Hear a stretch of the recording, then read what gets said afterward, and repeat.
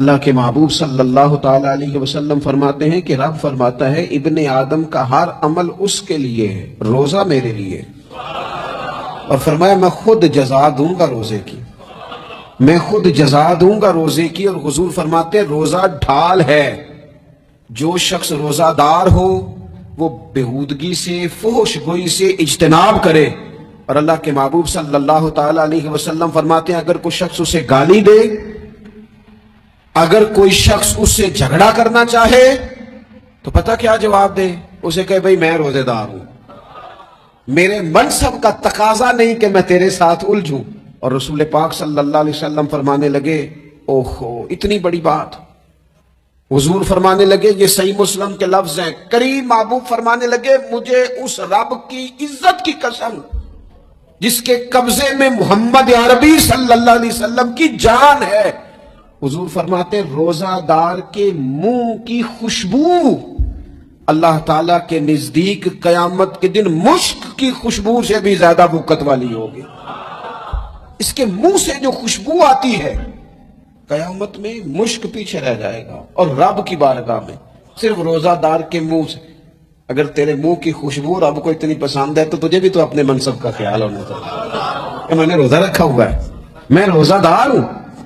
اور میرے نبی پاک علیہ السلام کے یہ دو لفظ ہیں نا، وہ صوفیاء ہیں نا، اللہ کے نیک بندے جو ساری زندگی تڑپتے رہے کہ کبھی یہ حقیقت منتظر نظر آنا لباس مجاز میں، کبھی مالک ایک دفعہ کبھی تیرا جلوہ ملے، کبھی یہ حقیقت منتظر نظر آنا لباس مجاز میں، لاکھوں سجدے تڑپ رہے ہیں میری جبین نیاز میں، اور جو ساری زندگی کہتے رہے کہ ہم تو عمر دراز مانگ کے لائے تھے 4 دن، 2 آرزو میں کٹ گئے، 2 انتظار میں، یہ دیکھو انہیں انعام ملنے لگا ہے۔ جو اس کی راہ کے سوالی تھے، جو اس کے رستے کے مسافر تھے، جو اسے پانا چاہتے تھے، جو اس کی دید کرنا چاہتے تھے، جو اسے ملنا چاہتے تھے، میرے رسول پاک علیہ السلام نے فرمایا روزہ دار کو 2 خوشیاں ملیں گی۔ ایک خوشی اس وقت ملتی ہے جب وہ افطار کرتا ہے، اور فرمایا ایک خوشی اس وقت ملے گی جب وہ اپنے رب سے ملاقات کرے گا، جب وہ اس سے ملے گا تو اس وقت روزہ دار کو خوشی ہوگی۔ میرے دوستو خوشی تو جو ہوگی سو ہوگی، لیکن یہ لفظ بڑے حسین نہیں کہ روزہ دار کی رب سے ملاقات ہوگی، یہی لفظ بڑے باکمال نہیں؟ ایک روایت میں تو یہ ہے نا کہ روزہ میرے لیے ہے میں اس کی جزا دوں گا، اور ایک روایت میں یہ ہے کہ روزہ میرے لیے ہے اور رب فرماتا ہے میں خود روزے کی جزا ہوں۔ ترمذی شریف میں حضرت سیدنا عباس بن عبد المطلب رضی اللہ تعالیٰ عنہ آپ کی روایت موجود ہے، فرماتے ہیں میں نبی پاک صلی اللہ تعالیٰ علیہ وسلم کی خدمت عالی مرتبت میں حاضر ہوا تو میں نے عرض کی یا رسول اللہ صلی اللہ تعالیٰ علیہ وسلم مجھے ایسی چیز بتائیں جو میں اپنے رب سے مانگوں۔ چیز مانگنی ہوتی ہے نا، بعض اوقات موقع ملتا ہے تو کئی دفعہ انسان امتحان میں آ جاتا ہے، کیا مجھے موقع مل گیا ہے، مجھے کہا گیا کچھ مانگ لو تو بھلا میں کیا مانگوں۔ حضرت عباس بن عبد المطلب رضی اللہ تعالیٰ عنہ نبی پاک علیہ السلام کے پیارے چچا جان ہیں، عرض گزار ہیں یا رسول اللہ صلی اللہ علیہ وسلم مجھے بتائیے میں اپنے رب سے مانگوں تو کیا مانگوں؟ تو حضور نے فرمایا رب سے عافیت مانگو۔ کہتے میں کچھ دن رکا، کچھ دنوں کے بعد پھر حاضر بارگاہ ہوا اور عرض کی یا رسول اللہ صلی اللہ تعالیٰ علیہ وسلم مجھے بتائیے میں اپنے مالک سے مانگوں تو کیا مانگوں؟ تو حضور نے پھر فرمایا اللہ سے مانگنا تو عافیت مانگنا۔ بزرگ فرماتے ہیں یہ عافیت کیا ہے؟ عافیت یہ ہے کہ یا اللہ ظاہری پریشانیاں، باطنی پریشانیاں، اے اللہ ظاہر کے میل کچیل بھی دور ہو جائیں، باطن کے بھی دور ہو جائیں، اے اللہ ہر معاملے میں، ہر آزمائش میں، ہر دکھ میں ہمیں تیری پناہ نصیب ہو جائے، یہ عافیت ہے۔ اور صوفیاء کرام فرماتے ہیں عافیت سے بڑی نعمت کوئی نہیں اگر کسی کو میسر آئے تو، عافیت سے بڑا حسن کوئی نہیں اگر کسی شخص کو یہ نصیب ہو جائے۔ اور ایک اللہ والے نے تو ایک اور بڑا خوبصورت ترجمہ یہاں کیا ہے، وہ کہتے ہیں عافیت کا مطلب ہے دل کا قرار، عافیت کا مطلب ہے باطن کا سکون، عافیت کا مطلب ہے انسان کے مزاج کا حوصلہ، ٹھنڈک، بردباری۔ اس بندے کو عافیت نصیب ہو جاتی ہے گویا اللہ اسے سکون کی دولت عطا فرما دیتا ہے، تھوڑے پیسوں میں بھی سکون، بغیر شہرت کے بھی سکون، کوئی بات مان لے تب بھی سکون، کوئی دھتکار دے پھر بھی سکون، لوگوں کی گڈ بک میں ہو پھر بھی سکون، اور اگر لوگ سارے مخالفت میں آ جائیں تو چونکہ اللہ نے عافیت دی ہے پھر بھی سکون. اللہ تعالیٰ نے ان لوگوں کو قرار کی دولت اللہ سے عافیت مانگی جائے. اس میں دنیا کی بھی بھلائی شامل ہے، آخرت کی بھی بھلائی شامل. نبی اکرم صلی اللہ تعالیٰ علیہ وسلم توجہ دلاتے کہ اللہ سے تم عافیت مانگو. ہمارا نہ جی، کیونکہ سب سے بڑا مسئلہ روحانی تربیت کا ہے. ہمارے ہاں باتیں ڈھیر سارے لوگوں کو آتی ہیں اور بہت زیادہ آتی ہیں.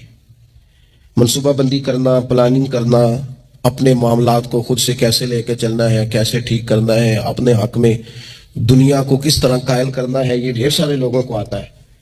اور اپنے حق میں دلائل کس طرح قائم کرنے ہیں، اس میں بہت سارے لوگ خود کفیل ہوتے ہیں، انہیں کسی سے مشاورت کی بھی ضرورت نہیں ہوتی. لیکن اللہ کی بارگاہ سے اپنا رشتہ کیسے جوڑنا ہے، مالک سے کرم کا سوالی کس طرح کر کے ہونا ہے، اللہ سے عافیت کا سوال کیسے کرنا ہے، یہ چونکہ روحانی تربیت میں ہمارا مزاج نہیں ہوتا، لہذا ہم اس طرف جاتے نہیں. ہم وہ اپنی مرضی کی چیزیں، یعنی وظیفہ پوچھ کے گئے ایک صاحب، کچھ عرصے کے بعد آئے ہیں تو آ کے کہتے ہیں مولانا صاحب، پیر صاحب یا قاری صاحب یا فلاں صاحب، کسی سے بھی پوچھ کے گئے کہ جس کو نیک آدمی جانا، پھر لوٹ کر آ کے کہتے ہیں کہ آپ نے وظیفہ بتایا تھا پر کام کوئی نہیں ہوا. تو میں تو صاف کہتا ہوں اور کھلے دل سے کہتا ہوں کہ بھائی وظیفہ آپ کو بتایا تھا کہ اللہ کی رحمت متوجہ ہوگی، خدا کی رحمت کو آواز دینے کے لیے وظیفہ دیا تھا. کوئی بھی وظیفہ رب کو مجبور تو نہیں نہ کر سکتا معاذ اللہ.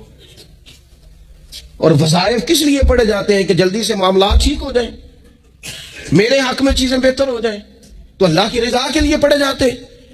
تو وظائف کو، عبادات کو، نوافل کو، تلاوت کو، درود پاک کو تو رضا الہی کا ذریعہ بنانا چاہیے. لیکن ہم چونکہ ایک پورا الجھاؤ رکھتے ہیں اپنی دنیا داری کے معاملات سیدھے کرنے، ایک پورا خیر رکھتے ہیں. وہ لوگ ملتے رہتے ہیں مختلف بزرگوں کی نسبت کے تعلق سے، تو بعض جگہوں پہ بعض لوگ بڑے تیز ہوتے ہیں، یعنی ان سے آپ کی ملاقات ہوتی ہے تو بندے کو محسوس ہوتا ہے کہ یار اسے تو پہلے ہی ساری باتوں کو پتہ ہے. اور کئی دفعہ ان سے ملنے کے بعد احساس ہوتا ہے کہ یار اس سے تو تھوڑا سیکھ ہی لیتے تو بہتر تھا، یہ تو بات بڑی آگے نکل گئی. سارا پتہ ہوتا ہے، باشعور ہوتے ہیں، لیکن ڈر آتا ہے اللہ سے. اتنا باشعور آدمی، سمجھدار، پنچایت، پریا، لوگ، دین، دنیا سارا پتہ ہے، نماز کا ٹائم آ گیا تو وہ چھپتا پھرتا ہے. اس کی طبیعت پر بوجھ بن رہا ہے معاذ اللہ اللہ کے حضور حاضر ہونا. اسے خیر کا کام کرنا پڑ رہا ہے تو وہ ادھر ادھر نکلتا جا رہا ہے. تو سوال یہ ہے کہ پھر یہ شعور کا کیا مطلب رکھا ہوا ہے ہم نے؟ پھر اللہ سے دعا کرنے کی ضرورت نہیں. حضرت عارف رومی رحمۃ اللہ تعالی علیہ فرمایا کرتے تھے بعض لوگوں کو رب سارا کچھ دیتا ہے، سجدے کی توفیق نہیں دیتا. اس کا مطلب یہ ہے کہ وہ کہتا ہے یہ سارا کچھ لے اور نکل جا، میرے گھر نہ آنا، رکھ سارا کچھ پاس. رب سے عافیت مانگی جائے، اس سے اس کا فضل مانگا جائے، اس سے اس کا کرم مانگا جائے. اللہ کے پیارے رسول صلی اللہ تعالی علیہ وآلہ وسلم اس عافیت مانگنے پر زور دیتے، توجہ دیتے. میں آپ کو صحیح بتاتا ہوں، رب نے اگر کسی بندے کو عافیت میں رکھا ہو نا تو حالات کیسے بھی برے چل رہے ہوں اس کا بگاڑ کچھ نہیں سکتے.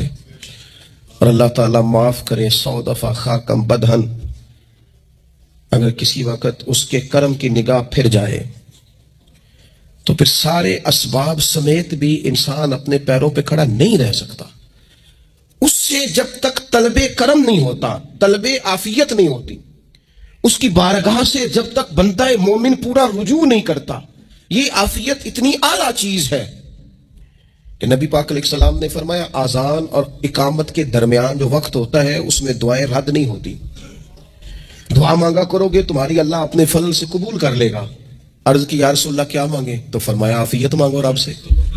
حضرت انس بن مالک حدیث کے راوی ہے رضی اللہ تعالیٰ عنہ، یہاں بھی فرمایا یہ عین قبولیت کا ٹائم ہے، اب اللہ سے عافیت مانگ لو، اس کی پناہ. ہم دعاؤں میں بھی محدود ہو جاتے ہیں. رب دا طالب کوئی نہ ملیا، جو ملیا طالب زردہ ہو. دعاؤں میں بھی حد بندی. بعض اوقات بچے بھی تربیت کرتے ہیں نا. ایک مولانا ہے، ان کا خیال ہے کہ انہوں نے مجھ سے کچھ پڑھا ہے تو کبھی کبھی استاد جی کہہ دیتے ہیں، بہت پرانی بات ہے، انہوں نے مجھے فون کیا کہ اگر آپ کبھی تشریف لائیں، تو میں نے کہا پتر دعا مانگ اللہ کو چھوٹی جی گڈی دے وے. تو اس بچے نے میری بڑی تربیت کی، کہنے لگا استاد جی اللہ کو منگنی ہے تو بڑی ساری منگو، آپ نے محدود کیوں کیا کہ بھئی یہ چھوٹی سی اللہ گاڑی کیوں اللہ چھوٹی دے، رب دے تو بڑی دے اور رحمت سے دے، اللہ سے مانگنی ہے نا جی۔ ہم تربیت نہیں لیتے۔ میں نے اس کا شکریہ ادا کیا، میں نے کہا بیٹے تو نے بڑی سونی بات کی، اللہ تجھے اس کا اجر عطا کرے، اللہ تجھے برکات عطا کرے۔ اگر آپ نے سیکھنا ہے تو پھر آپ سیکھ لیں گے، اور اگر نہیں سیکھنا تو پھر یہی کہنا ہے ساری عمر لنگ گئی بندہ کو نہیں ملیا، چونکہ مزاج نہیں ہے نا سیکھنے کا، اس لیے پھر ملا ہی کوئی نہیں، پھر ساری زندگی کو میسر ہی نہیں آیا، کسی نے نصیحت ہی نہیں کی، کوئی آنکھوں کو بھایا ہی نہیں، خود ہی بڑے سیانے تھے، خود ہی بہت بڑے تھے، اپنا قد بھی بڑا اونچا تھا، سب ٹھگنے چھوٹے اور کمزور اور بوڑے نظر آئے۔ عزیز بھائی، جب عافیت، ایک بزرگ تھے ہر وقت اللہ سے عافیت مانگتے تھے، ہر وقت اللہ سے عافیت مانگتے تھے، ہر وقت عافیت مانگتے تھے۔ لوگوں نے پوچھا، لوگ ان کو صالح جانتے تھے، نیک سمجھتے تھے، کہ حضور آپ اور کوئی دعا مانگتے نہیں، عافیت ہی مانگتے ہیں۔ فرمانے لگے میں مانگا کرتا تھا شروع میں، بعد میں خیال آیا اور بھی دعائیں مانگا کرتا تھا، یہ احساس بعد میں نصیب ہوا۔ فرماتے میں مزدوری کرتا تھا، مال برداری کرتا تھا، ایک جگہ پہ ڈیوٹی کر رہا تھا تو تھک گیا، اور وہ جو کام لینے والے لوگ تھے ان کا رویہ بھی بڑا ترس تھا، تکلیف ہوئی، تو میں نے اپنے مالک کی بارگاہ میں عرض کی، مالک اگر 2 روٹی بغیر مجھے مشقت کے مل جائے دن میں تو تیری بارگاہ تو بڑی کریم ہے۔ کہتے ہو میں نے یہ دعا مانگ لی، ذرا میں تھوڑا آگے بڑھا تو 2 بندے آپس میں لڑ رہے تھے، میں ان کی صلح کرانے کے لیے، انہیں بچانے کے لیے آگے بڑھا، تو میں جس کو چھڑا رہا تھا دوسرے نے میرے اوپر ضرب لگا دی، میرا بھی سر پھٹ گیا۔ تھوڑی دیر کے بعد وہاں پولیس آ گئی، وہ تینوں کو لڑنے والا سمجھ کے اٹھا کے لے گئے، مجھے جیل ہو گئی۔ 2 روٹیاں بغیر مشقت کے روز ملنی شروع ہو گئی۔ دعا مانگی تھی نا کہ یا اللہ 2 روٹیاں مل جائے نا بغیر مشقت کے، کہتے ہیں وہ 2 روٹیاں روز ملتی، کوئی کام نہیں کرنا پڑتا، پر جیل ہو گئی۔ فرماتے میں بڑا پریشان تھا، روز روٹیاں پابندی سے آتی اور بہترین آتی، کھانا ملتا۔ پھر کچھ عرصے کے بعد میں نے سوچا کہ یار یہ دعا تو قبول ہو گئی نا تیری، اب تو اگر اس پر کوئی الگ بات کرے گا تو وہ تو غلط کرے گا۔ کہتے پھر خود ہی میرے دل میں اللہ نے بات ڈالی اور میں نے عرض کی، مالک 2 روٹیاں نہیں، مجھے تو عافیت چاہیے، مجھے تو عافیت دے، میرے اوپر تو کرم فرما، تو نظر رحمت کر، جے ایک قطرہ بخشے مینوں، جے ایک قطرہ بخشے مینوں تے کام بن جاندا ہی میرا، مہربانی کر عافیت عطا کر۔ فرماتے پھر خدا نے کرم کیا، کہاں سے اسباب بنے میرے جیل سے چھوٹنے کے، کون کون میرے ضمانتی بنے اللہ ہی جانتا ہے۔ فرماتے ہیں دروازے بھی کھل گئے، رزق بھی ملتا ہے، صحت بھی میسر ہے، سجدہ بھی کر لیتا ہوں، سویرے تلاوت بھی کرتا ہوں، شام کو مدینے والے کی بارگاہ میں راج کے درود و سلام بھی عرض کرتا ہوں، میں ممکن ہوتا ہے تو کسی غریب کی داد رسی بھی کرتا ہوں۔ اب سمجھ آئی ہے، ربنا آتنا فی الدنیا حسنۃ وفی الآخرۃ حسنۃ وقنا عذاب النار۔ اب سمجھ آئی ہے رب سے جب بھی مانگنا ہے عافیت ہی مانگنی ہے، اس سے کرم مانگ۔ ہم نے محدود دعائیں رکھی ہوئی ہیں، محدود، وہ جی فلانا کام میرا ہو جائے تو بھئی وہ ایک ہو گیا، اس کے بعد پھر نئی ٹینشن بن جائے گی، نہیں میں جی بچوں کی شادی کر لوں جی پھر میں فارغ ہوں۔ آپ شادی کر کے دیکھیں، لاگو پتہ جائے گا کیسے فارغ ہوتے ہیں۔ آپ یہاں رکتے کیوں ہیں؟ آپ خدا سے عافیت کیوں نہیں طلب کرتے؟ اس کی بارگاہ سے وہ کیوں نہیں مانگتے کہ جو ایک قطرہ ملے تو دنیا اور آخرت کے سارے کام ہو جائے؟ اس سے اس کی رحمت کا سوال کرے، اس سے اس کے کرم کا سوال کرے۔ اللہ کی بارگاہ میں بھی حاضر ہونا، جچی تلی اور جناب ناپ تول کر اور محدود چیزوں کا سوال کرنا، مالک سے مانگے، اور وہ جب دیتا ہے تو دیتا بھی بے حساب ہی ہے، وہ جب عطا کرتا ہے تو کرم کے دروازے کھول کے عطا کرتا ہے، ورنہ تو ایک الجھن سے انسان نکلتا ہے دوسری میں الجھ جاتا ہے، ایک گتھی کو سلجھاتا ہے۔ پھر اقبال رو پڑے تھے، کہنے لگے میں عقل کی گتھیاں سلجھا چکا ہوں، یا رب مجھے صاحب جنوں کر دے، اللہ یہ بڑا میں نے ہیر پھیر دیکھ لیا، مجھے دیوانہ بنا، اب مجھے جنون ہو، اب میں کسی کے لیے رویا کروں، اب میں کسی کی یاد میں تڑپا کروں، اب میں رات کسی کے لیے میری آنکھیں بیدار رہیں۔ یہ بڑی ہو گئی دنیا داری، عقل کی گتھی حالانکہ نہیں سلجھتی، پر اقبال کہتے ہیں عقل کی گتھیاں سلجھا چکا ہوں، یا رب مجھے صاحب جنوں کر دے۔ اور پھر کہنے لگے بجھی عشق کی آگ اندھیر ہے، اب یہ مسلمان نہیں یہ خاک کا ڈھیر ہے، تو مٹی بن کے رہ گیا کیا؟ کہاں اپنی ساری توجہات کا قبلہ کس چیز کو؟ میرے عزیزوں اللہ سے عافیت۔ نبی پاک علیہ الصلوۃ والسلام نے ایک شخص سے پوچھا کیا دعا مانگ رہے ہو؟ تو اس نے کہا یا رسول اللہ میں اللہ کی بارگاہ میں صبر کا سوال کر رہا ہوں۔ تو حضور فرمانے لگے صبر تو مصیبت پر ہوتا ہے۔ یا رسول اللہ پھر کیا مانگو؟ آپ ان جملوں اور لفظوں کی گہرائی کو سمجھیں، صبر کے لیے تو پہلے مصیبت آئے گی پھر صبر آئے گا، تو یا رسول اللہ کیا مانگوں؟ فرمایا تو رب سے عافیت مانگ، माना क्या है, मुसीबत आए क्यों? अल्लाह तुझे अपनी हिफाजत के हिसार में ले ले। वो वक्त ही क्यों आए कि जब तेरी तबीयत उलझ जाए, जब तू परेशान हो जाए, जब तू अल्लाह से आफियत मांगना। जब तू आफियत मांगेगा तो अगर कभी मुश्किल आएगी भी ना, तो खुदा फिर अपने फजल से मुश्किल से निकलने में रास्ता भी बड़ी जल्दी अता फरमाएगा और तेरे ऊपर फजल फरमाएगा। अगर आफियत, ये जो हम नबी पाक की उम्मत है ना, तो ये हमारे गिर्द अल्लाह के फजल और उसकी रहमत का हिसार है। ये हिसार है हमारे गिर्द। वो दरवेश ने कहा था ना कि करूं शुक्र कितना और करूं फख्र कितना कि तेरे करम ने मुझे फायजुल मराम किया। देखो, बना के सैयद आलम का उम्मती मुझको गुनाह से पहले ही बख्शिश का इंतजाम किया। अभी मैंने गलती की नहीं, लेकिन मुझे हुजूर का गुलाम बना दिया, बख्शिश का बंदोबस्त पहले हो गया। अपने मालिक से बीमार भी उससे आफियत मांगे, मकरूज भी उससे आफियत मांगे, बे औलाद भी उससे आफियत ही मांगे, साहिब औलाद भी उससे आफियत ही मांगे। जो दौलत के हुसूल के रिस्क के हलाल के ख्वाहिशमंद हैं, वो भी उससे आफियत मांगे, और जिनकी झोली उसने भर दी है वो भी अपने रब से आफियत ही मांगे। मालिक से जब सवाल करे, एक बुजुर्ग थे, उन्होंने तो अपनी अंगूठी में लिखवा लिया था कि या अल्लाह मुझे आफियत अता फरमा। और जब भी देखता हूं याद आ जाता है कि अल्लाह से आफियत मांगनी अपने मालिक की बारगाह के अंदर। देखो, मैंने देखा है, वो किसी ने कहा था कि तेरी ख्वाहिश है कि वो तेरी आरजू करे पूरी, और मेरी ख्वाहिश है कि तेरी आरजू बदल जाए। कुछ लोग ऐसी ख्वाहिशात भी लेके आते हैं कि जो पूरी ना हो तो बेहतर होता है। इसलिए आपको पता है, मौत मांगना जायज नहीं दीन में। मसाइब से घबरा कर, मुश्किलात से घबरा कर, जिंदगी के मद्दोजजर से परेशान होकर मौत का सवाल करना जायज नहीं। किस तरह जायज है? इन लफ्जों के साथ दुआ कर सकता है कि या अल्लाह, जब तक मेरी जिंदगी बेहतर है मुझे जिंदा रख, और जब मेरा दुनिया से जाना बेहतर है फिर तो मुझे अपनी बारगाह में बुला ले। ये भी क्या है? ये भी आफियत का सवाल है कि या अल्लाह रख भी तब तक जब तक रहना बेहतर है। नबी पाक ने भी अर्ज़ालिल उम्र होने से पनाह मांगी। हमारा ये मिजाज बन गया है कि हम अपने हक में ऐसी चीजों का सवाल कर रहे होते हैं जो कई दफा हमें मिल जाए तो हमारा नुकसान करें। कुरान हकीम एक जगह पे अल्लाह करीम ने फरमाया है कि अगर सब लोगों को माल दे दूं तो बगावत करें, फसाद हो जाए। क्या माना कि अपना नुकसान कर बैठे लोग। हम अपने मालिक की बारगाह में बाज ऐसी चीजों के सवाली हैं कि जो हमारे लिए ठीक नहीं है, हमें उसके कर्म पर छोड़ना है, उससे आफियत मांगनी। और बाज लोग, क्योंकि मैं कह चुका हूं शुरू में कि हमारी दीनी रूहानी तरबियत नहीं होती, और हम कहीं से बाकायदा असबाक लेने के कायल ही नहीं होते, पूरी तरबियत का हमारा मिजाज नहीं होता।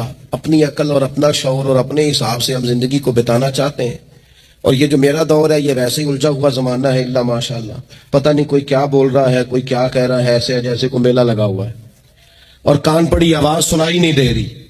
जिसकी दुकान पर कोई गाहक नहीं, वो भी कह रहा लाइनें बना लो। ऐसा उलझा माहौल है और ऐसी आजमाइश है कि लोग बेचारे परेशान है। देखें, जब तरबियत के साथ इंसान आगे बढ़ता है ना, हमारे पास मुख्तदा है अल्लाह रसूल का कलाम, हमारा पेशवा है रब रसूल का फरमान। जब हम किताब व सुन्नत की रोशनी में आगे बढ़ते हैं तो फिर हमारे लिए मंजिल आसान भी होती है और करीब भी होती है। फिर हमारे लिए आगे की तरफ सफर करना, आगे बढ़ जाना, ये आसान होता है। आप गौर करें, जो लोग दुनिया में कामयाब रहे, भला किस तरह कामयाब रहे? वो इस तरह कामयाब रहे कि उन्होंने ना अपने रब से आफियत मांगी। अल्लाह ताला ने खुद ब खुद उनके लिए रास्ते बनाए।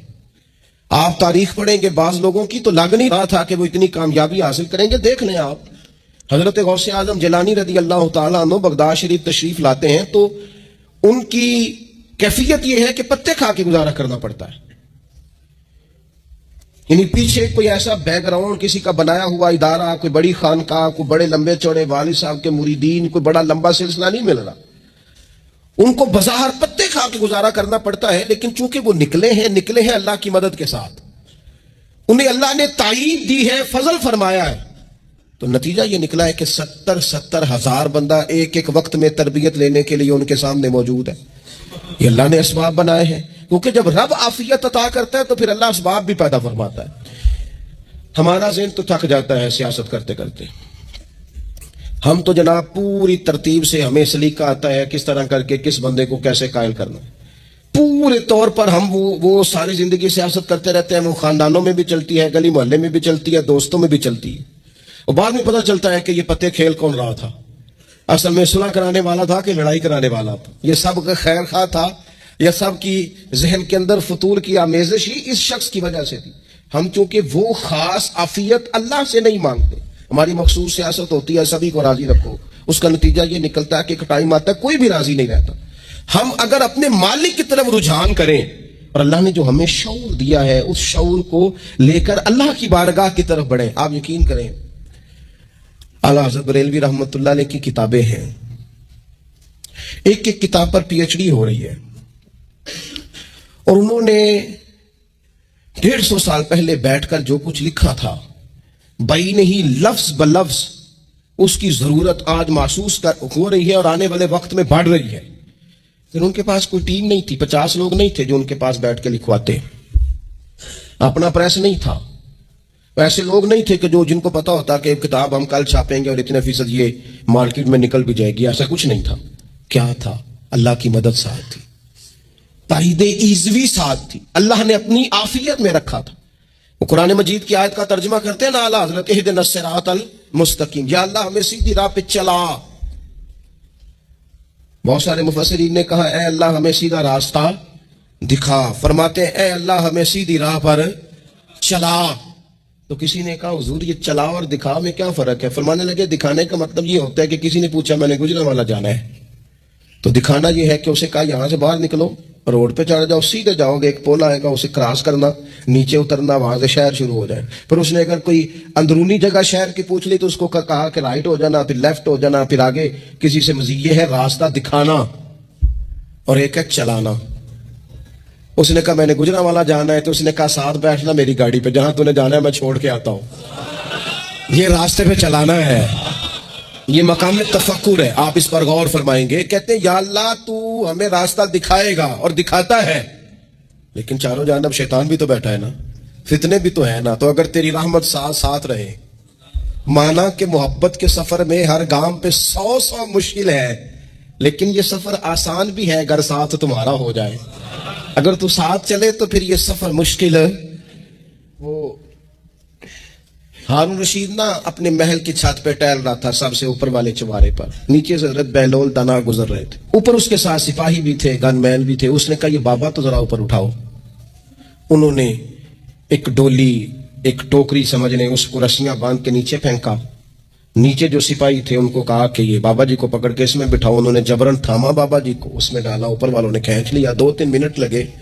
ہارون رشید کے سامنے حضرت بہلول دانا پہنچ گئے تو تھوڑے ناراض بھی ہوئے کہ یہ کوئی طریقہ تو نہیں نا بلانے کا. ملاقات ہوئی تو کہا کیوں بلایا؟ کہنے لگا ایک مسئلہ پوچھنا تھا. فرمانے لگے بادشاہ ہے نا, تیرے مسئلے پوچھنے کا بھی اپنا ہی انداز ہے, پوچھ مسئلہ. کہنے لگا بابا پوچھنا تھا کہ آپ اللہ تک کیسے پہنچے؟ حضرت بہلول دانا چپ کر گئے. 2-4 منٹ کے بعد کہنے لگے جس طرح ابھی زمین سے تیرے تک نہیں پہنچا, بالکل اسی طرح پہنچ گیا اور آپ کریم کی بارگاہ تک. اور وہ بھی جو اس نے کرم فرمایا ہے, ورنہ میں تو نہیں سمجھتا کہ میں پہنچ گیا, وہ بھی اگر تیری خوش گمانی ہے. ہارون رشید کہنے لگا مجھے سمجھ نہیں آئی. فرمانے لگے تو بادشاہ جو ہے اتنی جلدی کیسے سمجھ میں آئے گی تجھے بات؟ فرمانے لگے اگر میں تجھ سے ملنا چاہتا نا تو میں ایک درخواست لکھتا, پھر کسی وزیر سے سفارشی سائن کراتا, پھر وہ جمع کراتا, پھر مجھے ٹائم ملتا کہ فلان دن فلان تاریخ فلان ٹائم آ جانا, پھر آ کے میں لائن میں لگتا. پھر بھی تو بادشاہ ہے, تیرا موڈ بنتا ملنے کا کہ نہ بنتا. جب میں چاہتا تو پتہ نہیں کتنا ٹائم لگ جاتا, جب تو نے چاہا ہے نا تو 1 منٹ بھی نہیں لگا. فرمانے لگے میں نے دعویٰ ہی نہیں کیا کہ میں جدوجہد کر کے پہنچوں گا, میں نے تو رب کی بارگاہ میں عاجزی کی ہے, پھر رب نے ہی کرم فرمایا, اسی نے مہربانی کی ہے. مانا کہ محبت کے سفر میں ہر گام پہ 100 مشکل ہے, لیکن یہ سفر آسان بھی ہے اگر ساتھ تمہارا ہو جائے. اس کے کرم کا ساتھ رہا ہے, اس سے عافیت مانگی ہے, اپنے آپ کو اس کے سپرد کیا ہے تو اس نے کرم کر دیا. جب تک یہ مزاج نہیں ہم بناتے کہ مالک سے عافیت کا سوال کریں, اپنے آپ کو اپنے رب کے حوالے کر دیں, اس کی رحمتوں کے سپرد کر دیں, اتنی دیر تک زندگی میں ٹھہراؤ نہیں آتا, قرار نہیں آتا. مشکات میں موجود ہے, اللہ کے پیارے رسول صلی اللہ تعالی علیہ وسلم تیمارداری کے لیے گئے تو صحابہ کرام فرماتے ہیں وہ بندہ نا اتنا پتلا نحیف اور لاغر ہو گیا تھا جس طرح چڑیا کا بچہ ہوتا ہے، کمزوری ضعف طاری تھا. تو محبوب کریم نے اسے دیکھا تو بڑے کریمانہ انداز میں کریم فرمانے لگے، تو کوئی دعا نہیں مانگتا، تو عافیت نہیں مانگتا اللہ سے؟ عرض کی یا رسول اللہ صلی اللہ تعالی علیہ وسلم، میں نے اپنے رب کی بارگاہ میں عرض کی ہے مالک قیامت کا عذاب بڑا سخت ہے، میں نہیں برداشت کر سکتا، تو نے اگر مجھے کوئی سزا دینی ہے تو یہی دے لے، قیامت کو نہ دینا.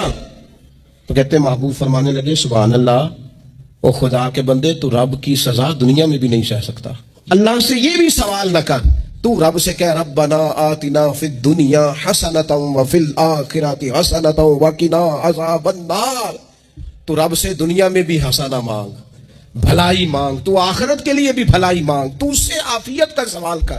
تو نے یہ سوال کیوں کیا؟ عرض کی یا رسول اللہ کرم ہو گیا ہے، مجھے سمجھ آ گئی ہے، اب میں اسی طرح ہی کروں گا. عزیز دوستو، ہم کہاں سہ سکتے ہیں؟ ہم دنیا میں رب کی سزا ہم نہیں سہ سکتے، ہم کمزور ہیں تو گرمی نہیں سہ سکتے، شدید سردی نہیں سہ سکتے، شدت کی بھوک لوگ نہیں سہ سکتے، کوئی آزمائش نہیں سہ سکتے. وہ جو لوگ بعض اوقات کہہ دیتے ہیں نا جی فلاں چیز ہمارے اعمال کا نتیجہ ہے، تو میں کیا کرتا ہوں، نہ کو یار ہم تو یہ بھی نہیں سہ سکتے، ہم کہاں برداشت کر سکتے، ہمیں تو وہ معاف ہی فرمائے. ہم حساب والے ہیں ہی نہیں، ہم تو صرف معافی والے ہیں. ہم سے نہ حساب پوچھے، اس نے حساب پوچھا تو پھر تو بڑی مشکل ہو جائے گی. اگر اس نے حساب پوچھا تو بڑی رسوائی ہو جائے گی، اگر حساب پوچھا تو مشکلات سامنے دکھائی دینے لگ جائیں گی. ہم سے تو وہ درگزر والا معاملہ کرے، ہم سے تو وہ کہے جا میں نے محبوب کے صدقے تجھے معاف کیا، جا تیرے لیے رحمت اور بخشش والا فیصلہ کیا. وہ کوئی سبب اس کی رحمت کسی سبب کو دیکھ لے اور درگزر کر لے. تو آج کی پوری گفتگو میں آج آپ کو بڑی ذمہ داری سے یہ گزارش کر رہا ہوں، اللہ سے عافیت مانگے، ہر وقت عافیت مانگے. میری سالوں سے روٹین ہے، میں دعا مانگتا ہوں اللہم انا نسألک العفو والعافیت فی الدین والدنیا والآخرہ. اور یہ خاموش تبلیغ ہوتی رہی.